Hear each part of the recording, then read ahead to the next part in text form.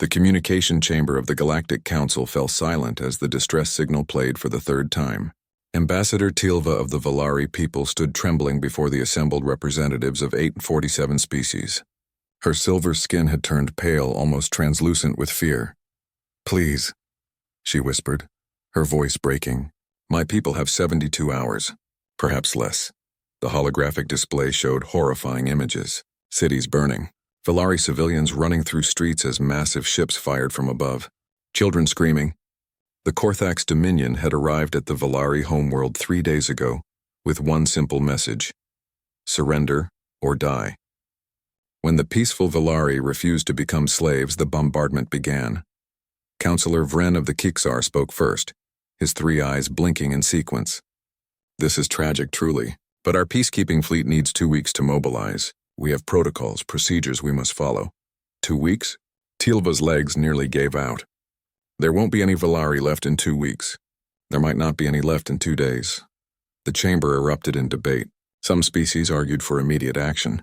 Others cited galactic law, proper procedures, the need for careful planning. Tilva listened to them argue about her species' extinction, as if it were a matter for academic discussion. Ambassador Liu Wei of humanity sat quietly in the back of the chamber. She was a small woman with gray hair and tired eyes. She had held this position for 15 years, carefully maintaining humanity's reputation as peaceful, civilized members of the galactic community. Everyone had worked so hard to make the other species forget what humans really were. But now she listened to these politicians debate while an entire civilization died, and something cold settled in her chest. She pressed a button on her communication device. "Liu Wei to Earth Central. Priority code Crimson."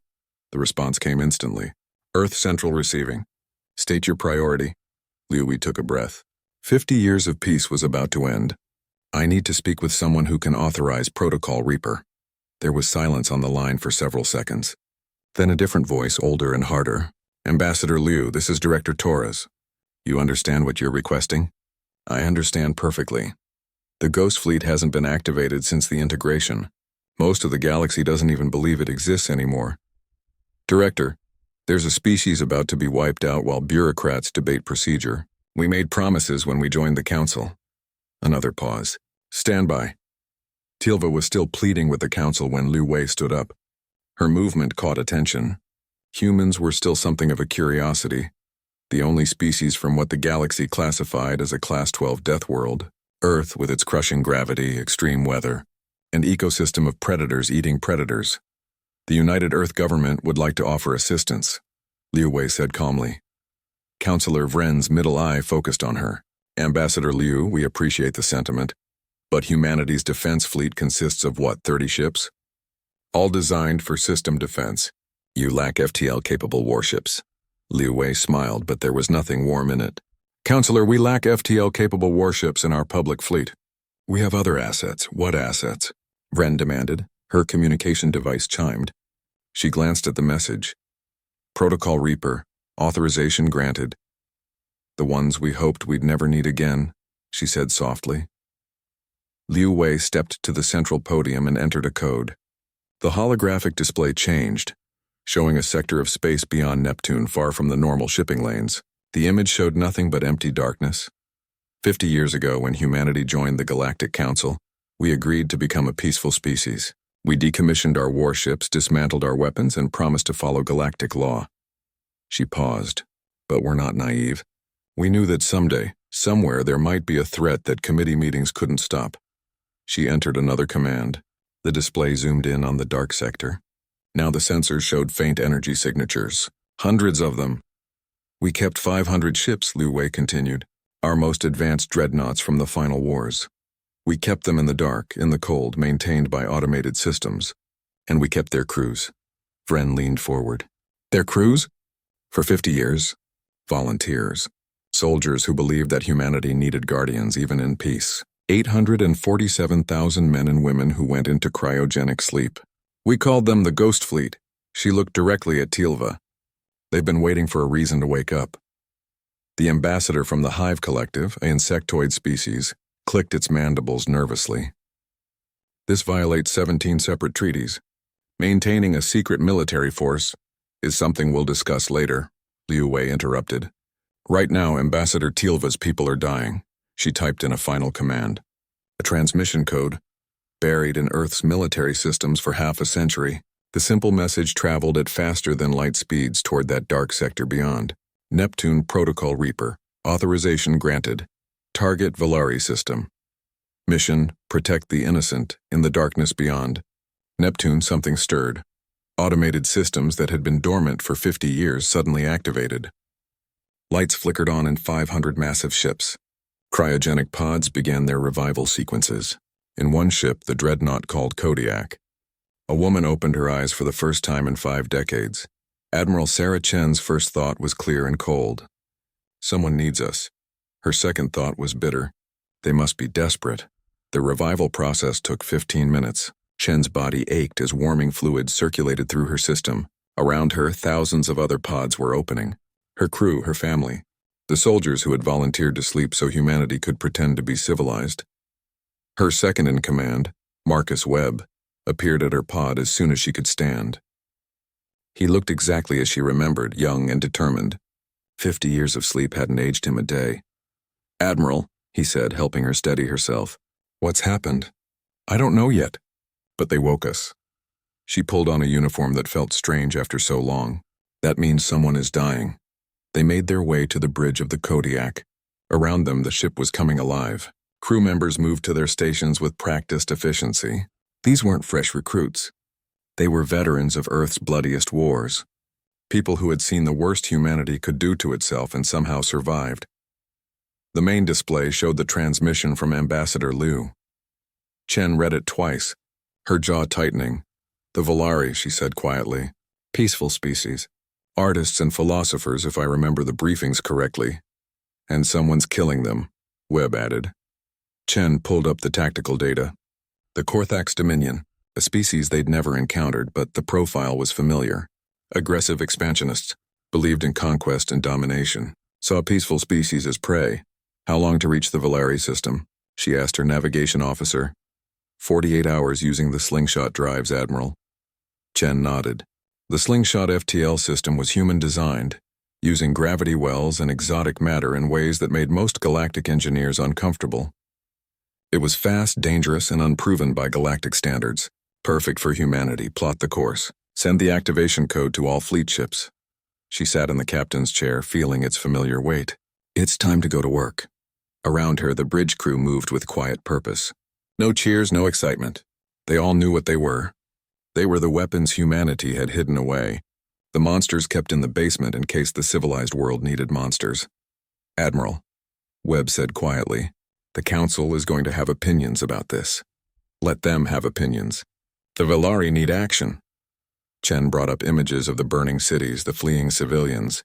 "We spent 50 years sleeping so humanity could dream of peace. But peace has to mean something. If we stand by while innocents die, what was the point?" Webb nodded. "Orders, ma'am?" Chen's eyes went cold. The warmth of sleep burned away by purpose. "Signal the fleet. We're going hunting." In 500 ships across that dark sector, crews received the message. Engines that hadn't fired in 50 years roared to life. Weapon systems activated. Humans who had been sleeping for half a century prepared to do what they'd always done best. The ghost fleet began to move. And somewhere in the Galactic Council chambers, Ambassador Liu Wei watched her career end and didn't care at all. She'd made a promise when humanity joined the Council. They would be peaceful. They would be civilized. But they would never abandon the innocent, even if it meant waking the monsters. Admiral Sarah Chen stood in the observation deck of the Kodiak, watching the rest of the ghost fleet assemble. 500 dreadnoughts, each one a nightmare of human engineering. They moved through space like sharks through water, sleek and predatory. She caught her reflection in the transparent steel. 50 years old when she went to sleep. Technically 100 now, though her body hadn't aged a day. Her face looked the same, but her eyes seemed different. Older, tired. "Do you think they've forgotten what we did?" The question came from behind her. Chen turned to find Commander Yuki Tanaka, her tactical officer. Yuki had been 25 when they went to sleep. Young, brilliant, and haunted by the Jakarta massacre where she'd lost her entire family. "Humanity tried very hard to forget," Chen answered. "That's why they put us in the dark. Yuki moved to stand beside her, looking at the fleet. My niece should be 75 now. If she had children, I'm a great aunt to people who never knew I existed. She laughed bitterly. We're ghosts in more ways than one. The observation deck's speakers activated. Admiral, fleet reports ready. All ships at full operational status. Chen activated her communication link. Understood. Begin final briefing in 10 minutes. All command staff to the war room. The war room of the Kodiak hadn't changed. The same tactical displays, the same chairs, the same faint smell of recycled air and metal. Gathered around the central table were the commanders of humanity's ghost fleet. 27 faces, each one a legend from Earth's final wars. Commander Marcus Webb brought up the tactical display. Current situation. The Korthax Dominion has 200 ships in orbit around the Valari homeworld. They've been conducting orbital bombardment for 72 hours. Casualty estimates are at 40 million Valari dead, with numbers climbing. The images showed burning cities, collapsed buildings, and evacuation camps overwhelmed with refugees. Chen felt her jaw tighten. Korthax doctrine, Webb continued, focuses on overwhelming firepower and heavy armor. Their ships are slow but heavily shielded. Standard galactic combat tactics. Captain Rodriguez of the Dreadnought Reaper drone laughed coldly. They fight like civilized species. How polite. Intel on their ground forces, Chen asked. Korthax are physically imposing. Webb pulled up images. 2.5 meters tall, heavily muscled, evolved on a high-gravity world. 0.8 Earth standard, someone snorted. So they think they're tough because they evolved in 80% of our gravity? Chen silenced the room with a look. Don't underestimate them. They've conquered 6 species in the last decade. They're effective. She paused, but they've never fought humans. Captain Lin of the Orca spoke up. Rules of engagement, Admiral? This was the question Chen had been dreading. The Ghost Fleet had been built for one purpose: total warfare. Their weapon systems included technologies that were banned by 17 separate galactic treaties. Kinetic bombardment systems that could crack continents, swarm missiles with AI guidance systems, thermal lances that could cut through a planet's crust. We're here to protect the Valari, Chen said carefully. That means stopping the Korthax attack with minimum collateral damage to the planet below. And the Korthax fleet? Rodriguez pressed. Chen met his eyes. Disable or destroy. Their choice. She brought up a new tactical display. But we do this smart. We're not here to prove we're monsters. We're here to prove that monsters protect the weak. She outlined the battle plan. The fleet would drop out of FTL at the system's edge, using Valari's moons for cover. They would deploy surveillance drones to map every Korthax ship, identify command structures, and locate any civilian vessels. Then they would issue one warning. One warning? Captain Okonkwo of the Leopard asked. Why warn them at all? Because we're better than them, Chen said quietly. We give them a choice. Leave or die. What they choose determines how history remembers this day. The briefing continued for another hour. Flight patterns, weapon assignments, communication protocols. The Ghost Fleet had trained for situations like this, but that was 50 years ago. Chen watched her commanders and saw the same question in all their eyes. Are we still the same people? After the briefing, Chen walked through the Kodiak's corridors. The ship was alive with activity. Engineers checked weapons systems. Pilots ran simulations. Medical teams prepared for casualties. She found herself in the cryogenic bay, standing before the rows of empty pods. 800,000 pods across the fleet, all empty now. All those people who had chosen to sleep, trusting that humanity would only wake them for something that mattered. Do you think we're doing the right thing? Webb had followed her. I think the Valari are dying and no one else was coming to help. That's not what I meant. Webb moved closer. We're weapons, Sarah. Humanity built us, used us, and then tried to put us away. Now they're pulling us out again. When this is over, do we go back in the box? Chen didn't have an answer. The journey to the Valari system took 48 hours. The Ghost Fleet traveled in complete silence, running dark, using every stealth system human paranoia had ever devised. The galactic community didn't know they were coming, but the Korthax would find out soon enough. Chen spent most of the journey reviewing intelligence reports.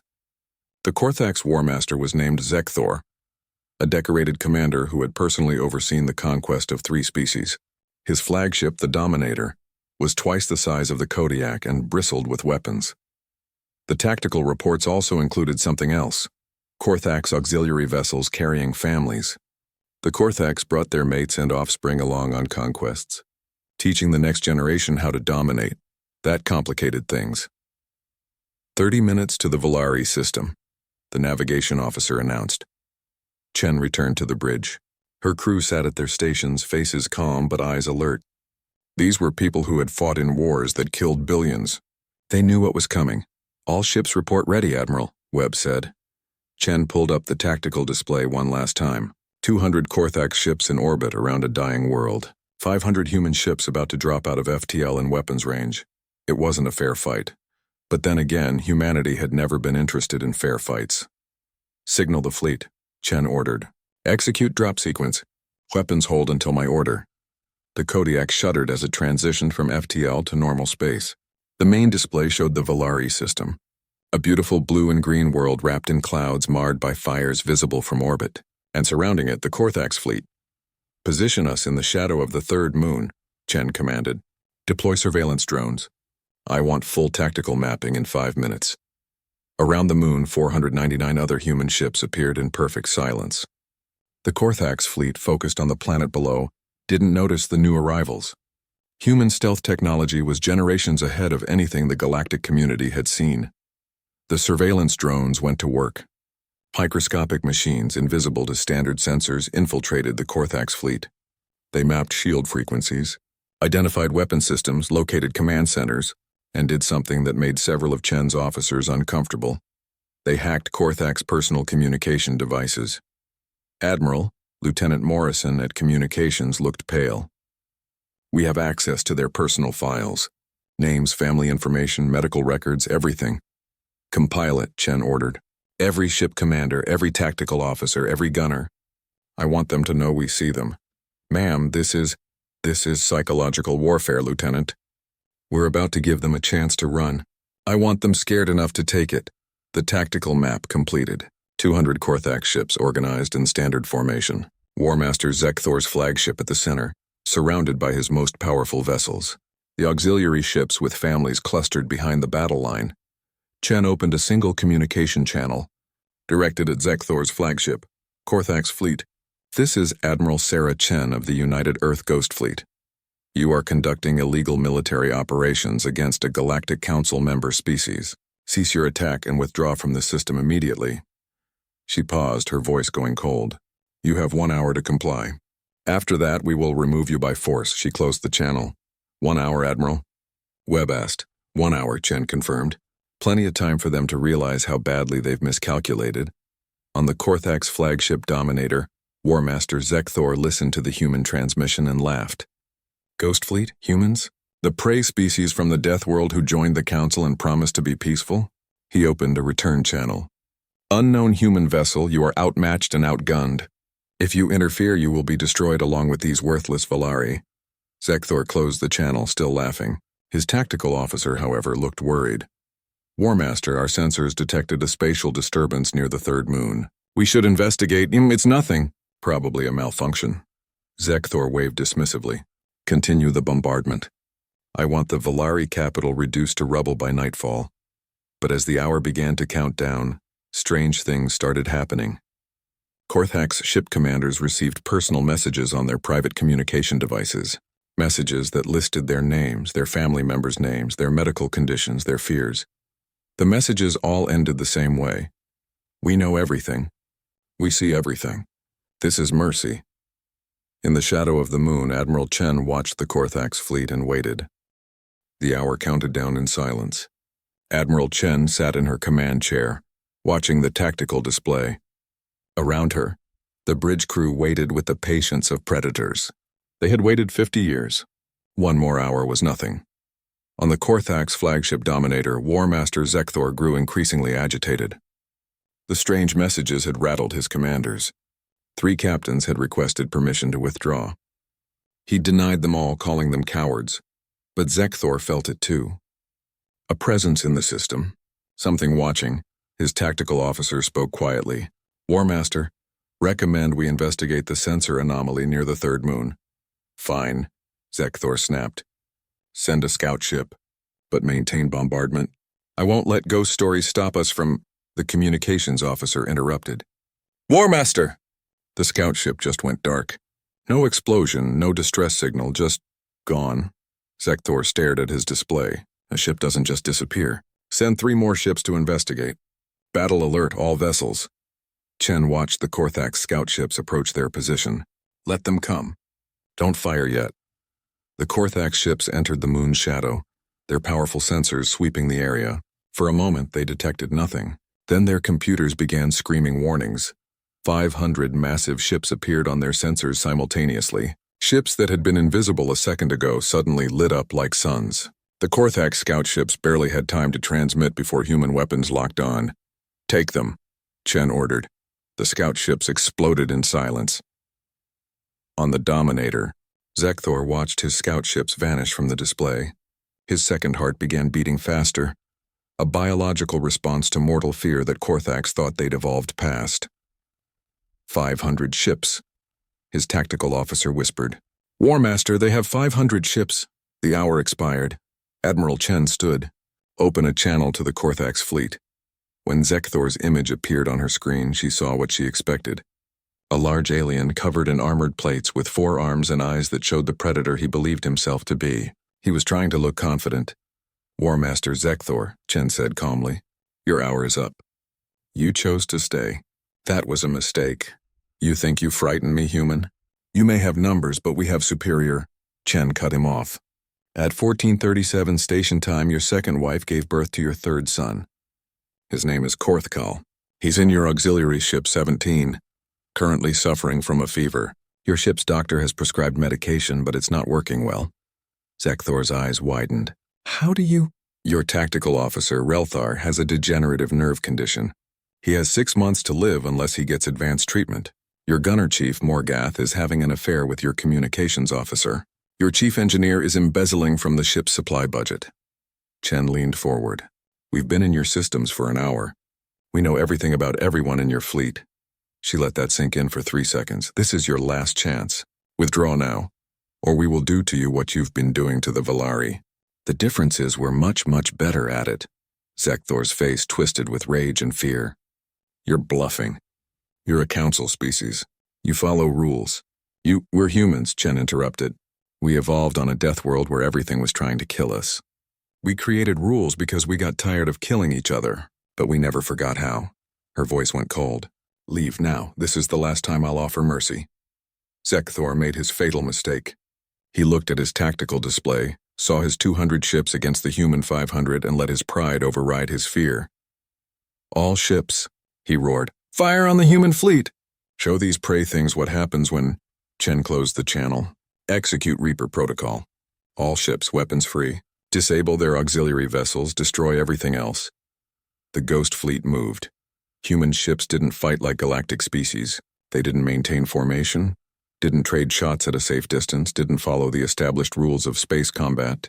They had evolved fighting each other in Earth's orbital wars, where hesitation meant death and mercy was a luxury. The Kodiak accelerated to attack speed, her engines pushing her faster than Korthax sensors could track. Chen's ship dove into the enemy formation like a shark into a school of fish. Target the destroyer at coordinate 734, Chen commanded. Kinetic missiles, point-blank range. The Kodiak closed to 200 meters from the Korthax destroyer. At that distance, shields were useless. The human ship launched 4 missiles that covered the distance in milliseconds. Each missile had been accelerated to 90% light speed using electromagnetic rails. When matter moving at near light speed hits matter at rest, Einstein's equations become weapons. The impacts released energy equivalent to nuclear bombs. The Korthax destroyer simply ceased to exist, torn into atoms by the physics of relativistic war. Next target, Chen said calmly. Across the battlefield, the Ghost Fleet demonstrated what humans had learned in centuries of killing each other. Captain Rodriguez's Reaper drone deployed swarm missiles, hundreds of small projectiles with individual AI guidance. They moved like a school of piranhas, overwhelming shields through sheer numbers before tearing into hulls. Captain Okonkwo's Leopard used thermal lances, beams of concentrated energy hot enough to cut through a planet's crust. She carved through 3 Korthax cruisers in under a minute, her ship dancing between return fire with impossible agility. The Orca, true to its name, hunted in coordination with 2 other dreadnoughts. They isolated a Korthax battleship, hit it from 3 sides simultaneously, and reduced it to scrap in seconds. War Master Zekthor watched his fleet die, 15 ships gone in the first 2 minutes. 20 ships, 30. His weapons couldn't hit the human vessels. They moved too fast, changed direction too quickly, anticipated his tactics before he gave orders. How are they doing this? He roared at his tactical officer. Relthar, the officer with 6 months to live, worked frantically at his console. They're pilots, War Master. They're enhanced somehow. Neural interfaces, I think. They're reacting faster than any organic being should be able to. Another Korthax ship exploded on the display. Their weapons are banned technologies, Relthar continued. Kinetic bombardment, AI guidance systems, weapons that violate every galactic treaty. They're not fighting like a council species. What are they fighting like? Relthar looked up, his face showing the fear he could no longer hide. Like us, War Master. Like conquerors. Except they're better at it. The battle, if it could even be called that, lasted 3 hours and 47 minutes. The Ghost Fleet moved through the Korthax formation like wolves through sheep. They were precise, efficient, and absolutely merciless. Chen's tactical display showed the scoreboard. 157 Korthax warships destroyed. 38 disabled and drifting. 3 auxiliary ships captured intact. Their crews and families held in protective custody by human marines. Human casualties. 47 dead. 203 wounded. It wasn't a battle. It was an execution. Admiral, Commander Webb reported. The Korthax flagship is attempting to flee. Jump drives are charging. Chen checked her display. Zekthor's Dominator was breaking formation, running for the system's edge where they could jump to FTL. 2 other ships followed him, all that remained of his grand fleet. Let them go, Chen ordered, but deploy tracking beacons first. I want to know exactly where they run to. Ma'am? Webb looked surprised. We have them. Why let them escape? Because someone needs to go home and tell the story. Chen watched the fleeing ships on her display. The Korthax need to know what happens when you prey on the innocent, and they need to know we're watching them now. The 3 Korthax ships jumped to FTL, running for their home space with the terror of humanity fresh in their minds. Microscopic tracking devices attached to their hulls would follow them home, giving humanity the location of every Korthax world. Chen turned her attention to the Valari planet below. The bombardment had stopped. The fires were still burning, but at least the killing had ended. Open a channel to the Valari government, she ordered. A hologram appeared, showing a Valari female with silver skin and large, kind eyes. This was Tealva, the same ambassador who had pleaded before the Galactic Council. Admiral Chen, Tealva's voice shook. You saved us. We were certain we would die. You're safe now, Chen said. My fleet will remain in orbit while you evacuate wounded and repair critical infrastructure. We have medical supplies and engineering support. Thank you. Thank you so much. Tealva paused, and her eyes showed something other than gratitude. Fear. Admiral, what we saw today, the way your ships fought. The Korthax fleet was destroyed so quickly. Chen understood. You're wondering what kind of species could do what we just did. We are grateful, Tealva said carefully, but also frightened. The stories we heard about humans were true. You really are Deathworlders? Yes, Chen admitted. We are. We evolved as predators. We built weapons that could destroy our own planet, and we spent centuries perfecting the art of killing. We're very good at it. And yet you came to save us. We came to save you, Chen agreed. Because being good at killing doesn't mean we enjoy it. It means when someone threatens the innocent, we can stop them. She paused. Your people are artists and philosophers. You've never had to be monsters. We have, and we've learned to use it carefully. The Ghost Fleet remained in orbit around the Valari homeworld for 6 days. In that time, Admiral Chen's crews did something the galaxy didn't expect. They helped. Human engineers worked alongside Valari technicians to restore power grids. Human medical teams treated thousands of wounded in field hospitals. Human ships used their powerful sensors to locate survivors trapped in collapsed buildings. Chen walked through one of the temporary hospitals her people had set up. The Valari moved around her carefully, their silver skin catching the light. They were grateful, but she could see the fear in their large eyes. They had watched the Ghost Fleet tear through the Korthax like paper, and now these same warriors were bandaging children and distributing food. A young Valari doctor approached her cautiously. His name was Kethvar, and he'd been working alongside the human medical teams. "Admiral Chen," he said softly. "May I ask you something?" "Of course, you're medics." "They're soldiers, yes? Warriors?" "They are. Every member of the Ghost Fleet is combat trained. We don't have non-combatants." Kethvar looked confused. "But they're so gentle with the patients. So careful. One of your medics spent 3 hours calming a child who was afraid of medical equipment." He paused. How can the same people who destroyed an entire fleet be so kind? Chen had been asked variations of this question for 6 days. "Because violence and compassion aren't opposites, Doctor. The ability to hurt someone doesn't mean you want to. It means when you choose not to, it actually means something." "I don't understand your species," Kethvar admitted. "You frighten us, but you also saved us. We don't know how to feel." "We frighten ourselves sometimes," Chen said honestly. "That's why we went to sleep." Above the planet, Commander Marcus Webb was managing a different problem. A Galactic Council inspection ship had arrived, carrying 36 ambassadors, legal representatives, and very upset politicians. Councillor Vren of the Keeksar led the delegation onto the Kodiak. His 3 eyes blinked in rapid succession, a sign of extreme agitation. "Admiral Chen," he said formally, "you have violated 17 separate galactic treaties, engaged in unauthorized military action, and deployed weapon systems that have been banned for 2 centuries. We saved an entire species from genocide," Chen replied calmly. "That's not the point." "That's exactly the point, Counselor." Chen gestured to the planet below. "The Volari are alive because we acted. Where was the Council? Where was your peacekeeping fleet?" "Still mobilizing," Vren admitted. "These things take time. There are procedures. The Korthax weren't following procedures. They were killing civilians. Children, Counselor, artists and teachers and families. While you debated committee rules, people died." Vren's middle eye focused on her with what she recognized as anger. "You cannot simply decide when galactic law applies to you. You're not above the Council." "We're not above the Council," Chen agreed. "But we're also not going to watch innocents die because paperwork takes too long." The argument continued for hours. Other ambassadors joined in, some supporting Chen, others demanding the Ghost Fleet be dismantled immediately. Through it all, Chen remained calm. She had expected this.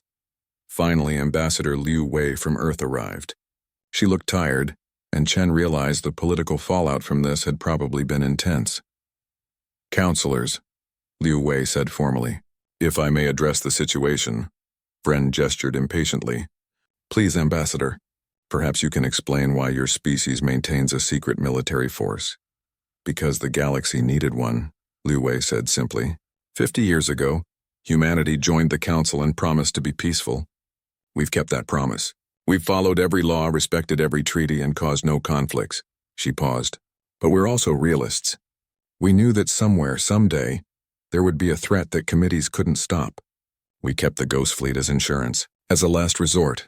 And who decides when this last resort is needed?" Another counselor demanded. "In this case I did," Liu Wei said. "When I heard Ambassador Tilva begging for help while you debated procedure, I authorized Protocol Reaper. If you want to punish someone, punish me." "This sets a dangerous precedent," Vren argued. "If every species maintains secret military forces, every species doesn't have the capability," Chen interrupted.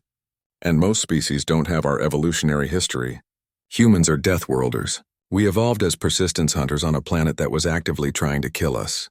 We developed weapons because everything else did first." She looked around the room. "You wanted us to be peaceful, so we became peaceful. But you can't erase what we are. You can only choose how we use it." The Galactic Council meeting that followed lasted 3 days. It was held on a neutral station, broadcast across 847 member species, and became one of the most contentious debates in Council history. Species divided into camps. Some argued humanity had proven themselves too dangerous and should be expelled from the Council. Others pointed out that humanity had done what no one else could, saved an entire civilization in less than a week. The Volari themselves sent a delegation, led by Tilva. She stood before the Council and spoke quietly but firmly.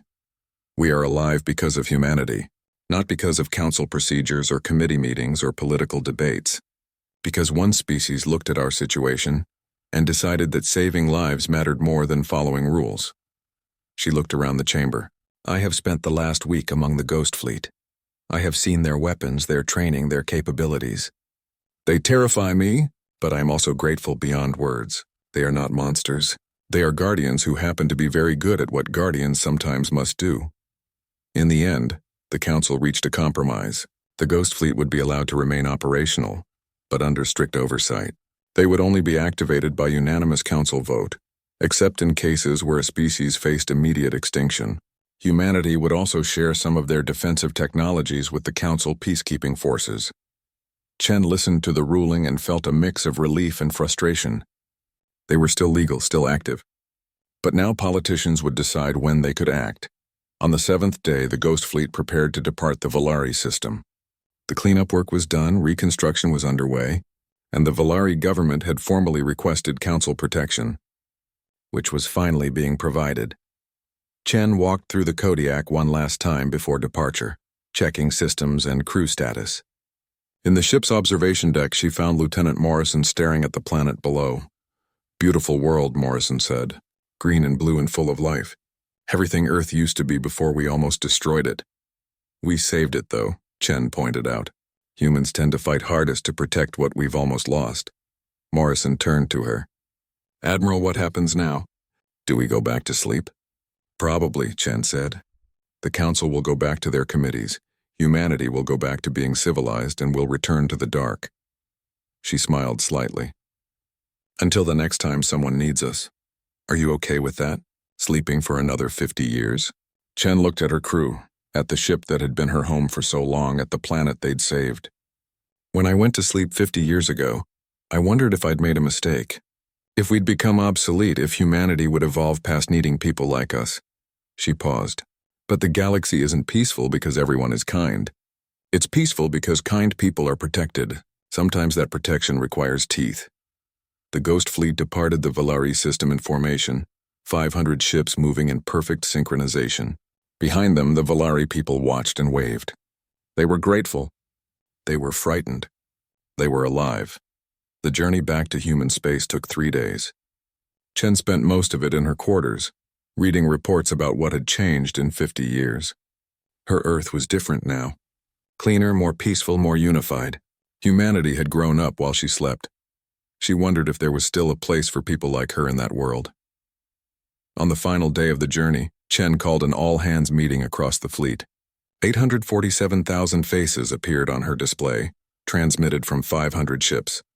"I want to thank you all," she began. 6 days ago, we woke up to find our world had changed. Humanity had become the peaceful species we always hoped it could be. We're relics of a violent past, weapons kept in storage just in case. She paused, choosing her words carefully. "What we did at Volari proved we're still necessary, not because the galaxy is full of threats, but because peace only works when the innocent are protected. We are that protection. We're the monsters who guard the door so others can sleep safely." Across the fleet, her people listened in silence. "Earth Command is offering us a choice. We can return to cryosleep waiting for the next crisis. Or we can retire, join the new humanity, try to find a place in the peaceful world we helped create." Chen smiled slightly. "I know what I'm choosing, but each of you must decide for yourselves." The responses came in over the next few hours. Chen read each one, and with every response, she felt a mixture of pride and sadness. 97% of the Ghost Fleet volunteered to return to cryosleep. Only 3% chose retirement. Mostly crew members who had families they wanted to meet, relatives they'd never known. Commander Webb sat with Chen in her quarters after the final tallies came in. 20 years passed. The Volari incident, as it became known in official records, changed the Galactic Council forever. Species that had dismissed humanity as another peaceful member suddenly viewed them with a mixture of respect and fear. The Ghost Fleet became legend, a story told across the galaxy.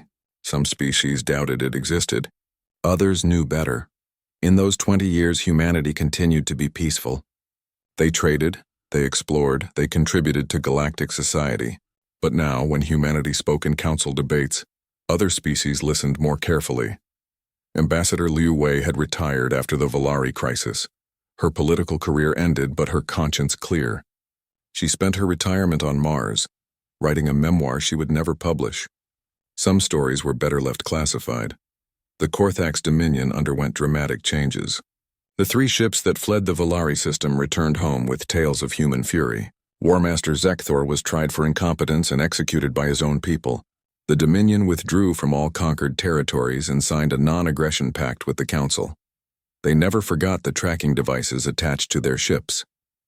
Humanity knew where they lived. That knowledge kept the Korthax peaceful for 2 decades. But the galaxy is vast and peace is fragile. The Herrick Collective emerged from a distant sector of space humanity had never explored. They were different from any species the Council had encountered. A hive mind, billions of individuals connected through quantum entanglement, acting as one consciousness. They didn't negotiate. They didn't compromise. They simply expanded, consuming resources and incorporating other species into their collective. Within 6 months, the Herrick had absorbed 17 minor civilizations. The Council sent diplomatic missions. All were assimilated. The Council sent its peacekeeping fleet. It was destroyed in 3 days.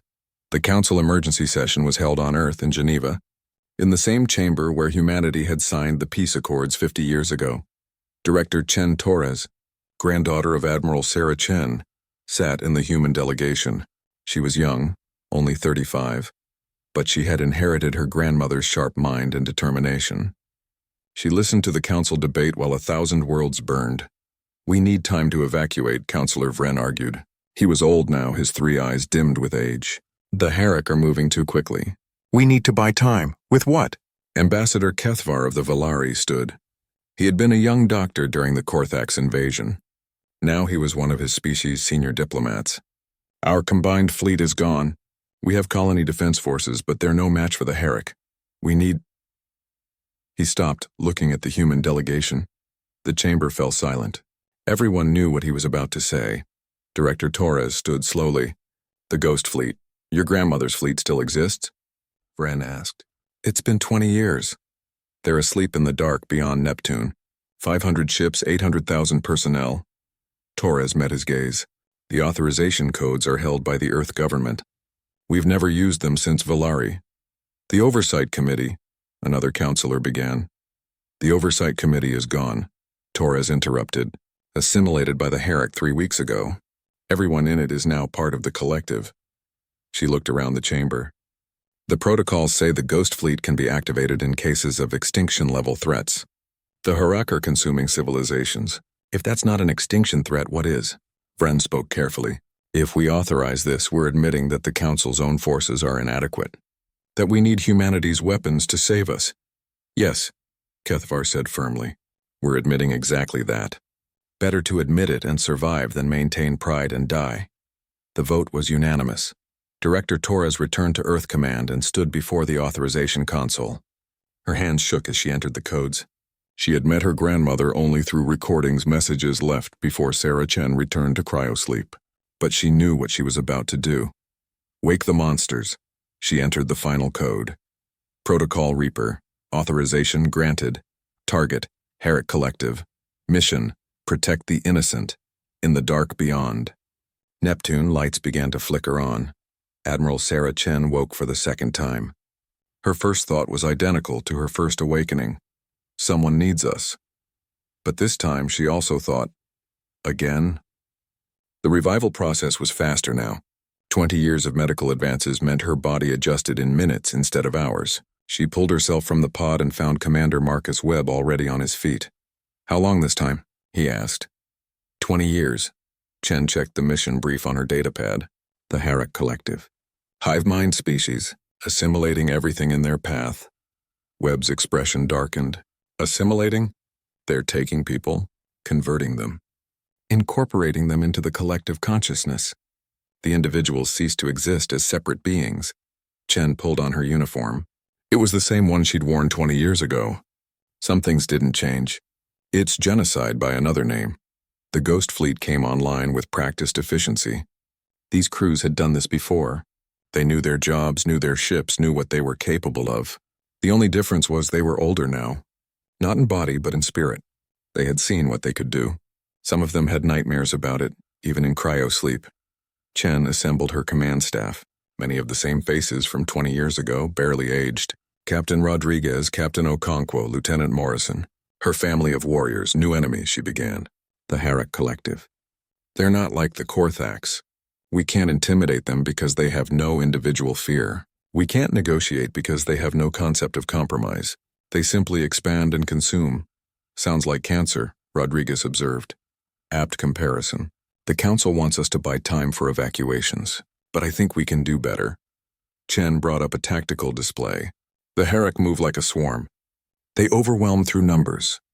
But swarms have weaknesses. Cut off the head, the body dies. They're a hive mind, Webb said. Is there even a head to cut off? Intel says there are hub nodes, large structures that coordinate sectors of the collective. Destroy enough hubs, you fragment the hive mind. It doesn't kill them, but it disrupts their coordination. Chen looked around the table.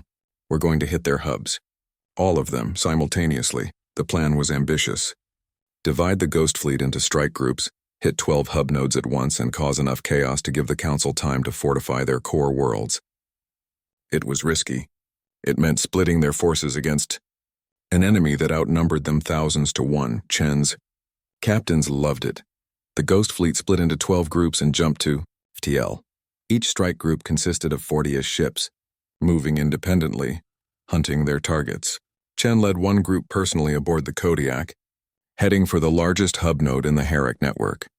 They dropped out of FTL in a system consumed by the Herrick. Where there had once been colonies and stations, now there were only organic structures, massive hive complexes built from converted matter. The hub node itself was a monstrosity, a structure 20 kilometers across, pulsing with the quantum signatures of 1 billion linked minds. It's beautiful in a horrifying way, Morrison said quietly. It's obscene, Chen corrected. Every part of that structure used to be something else. Someone else. She studied the tactical display. 40 ships against whatever defenses they have. Standard approach. Fast, aggressive, and overwhelming. Target the hub's core. We're not here to fight their fleet. We're here to kill their brain. The Kodiak accelerated to attack speed. Around her, 39 other human ships matched her pace. They had done this before. They knew how to be monsters. The Herrick responded instantly. Ships emerged from the organic structures, thousands of them, each one a converted vessel from an assimilated species. They moved with perfect coordination, no wasted motion, no hesitation. A hive mind didn't doubt or fear, but it also didn't adapt quickly.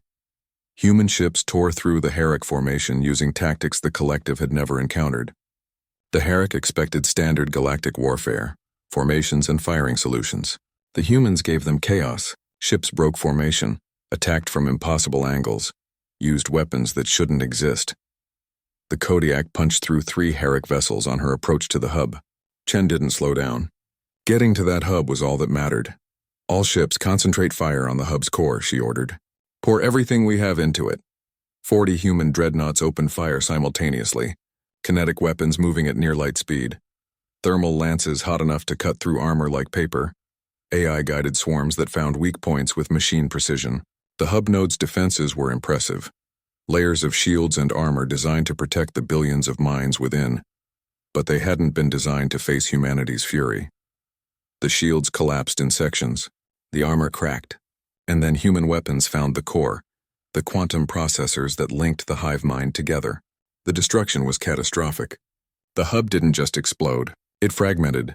Billions of individual minds suddenly cut off from the collective, confused and lost. Hub node destroyed, Webb reported, reading massive disruption in Herrick coordination across this sector. Chen pulled up the reports from the other 11 strike groups. 4 hubs destroyed, 7 more under attack. The plan was working, but victory came with a cost. Admiral. Morrison's voice was tight. Captain Rodriguez's group. The Reaper drone took heavy damage protecting a civilian evacuation convoy.